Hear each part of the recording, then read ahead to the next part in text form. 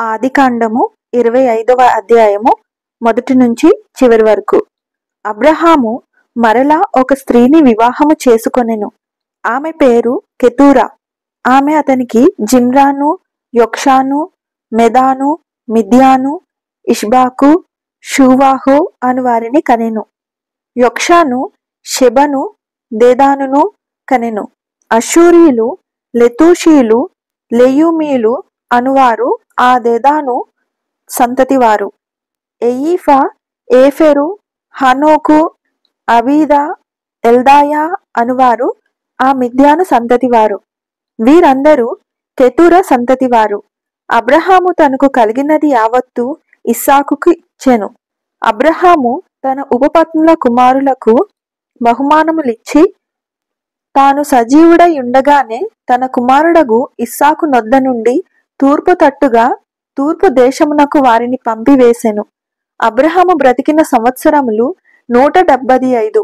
అబ్రహాము నిండు వృద్ధాప్యమునకు వచ్చిన వాడై మంచి ముసలితనమున ప్రాణము విడిచి మృతి పొంది తన పితరుల యొద్దకు చేర్చబడెను. హిత్తీయుడైన సోహరు కుమారుడగు ఎఫ్రోను పొలమందలి మక్పేలా గుహలో అతని కుమారులగు ఇస్సాకును ఇష్మాయేలును అతనిని పాతిపెట్టిరి.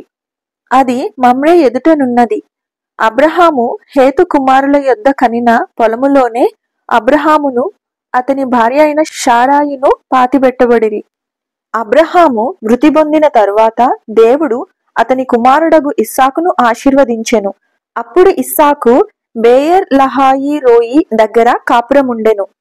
ఐగుప్తీయురాలును షారా దాసియునైన హాగరు అబ్రహామునకు కనిన అబ్రహాము కుమారుడగు ఇష్మాయేలు వంశావళి ఇదే.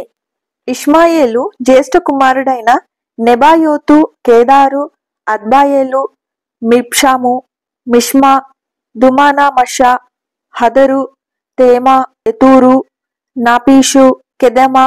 ఇవి వారి వారి వంశావళుల ప్రకారము వారి వారి పేరుల చొప్పున ఇష్మాయేలు కుమారుల యొక్క పేరులు వారి వారి గ్రామములోను వారి వారి కోటలలోను ఇష్మాయేలు కుమారులు వీరే. వారి పేర్లు ఇవే.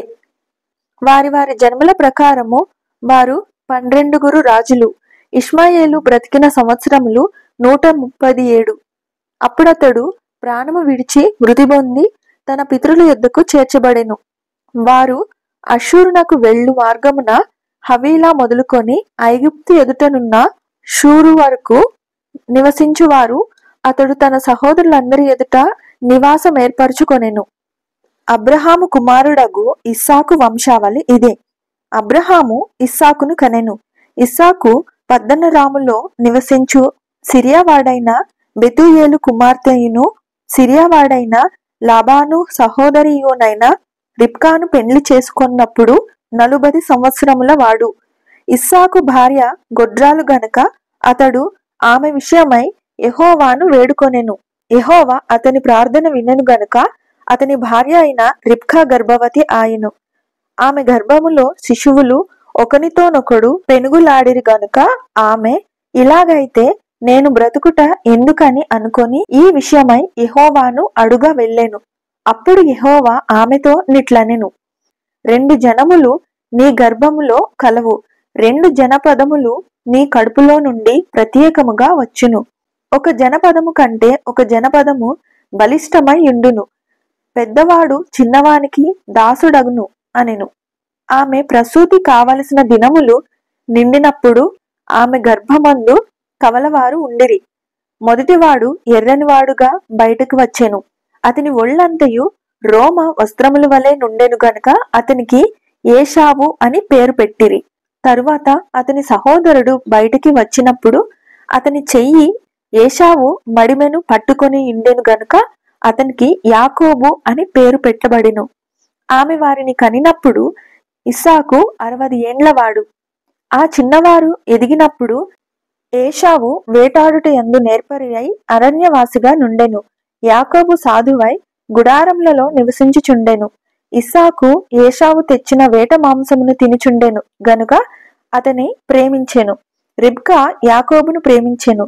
ఒకనాడు యాకోబు కలగూర వంటకము వండుకొనుచుండగా ఏషావు అలసిన వాడై పొలములో నుండి వచ్చి, నేను అలసి ఉన్నాను, ఆ ఎర్ర ఎర్రగా నున్న దానిలో కొంచెము దయచేసి నాకు పెట్టుమని అడిగెను. అందుచేత అతని పేరు ఎదోము అనబడెను. అందుకు యాకోబు, నీ జ్యేష్ఠత్వము నేడు నాకిమ్మని అడుగగా, ఏశావు, నేను చావబోచున్నాను గదా, జ్యేష్ఠత్వము నాకెందుకనెను.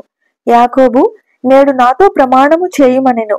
అతడు యాకోబుతో ప్రమాణము చేసి అతనికి జ్యేష్ఠత్వమును అమ్మివేయగా, యాకోబు ఆహారమును చిక్కుడుకాయల వంటకమును ఏశావుకిచ్చెను. అతడు తిని త్రాగి లేచిపోయెను. అట్లు ఏశావు తన జ్యేష్ఠత్వమును తృణీకరించెను. ఆదికాండము 25వ అధ్యాయము పూర్తి అయినది. ఆమెన్.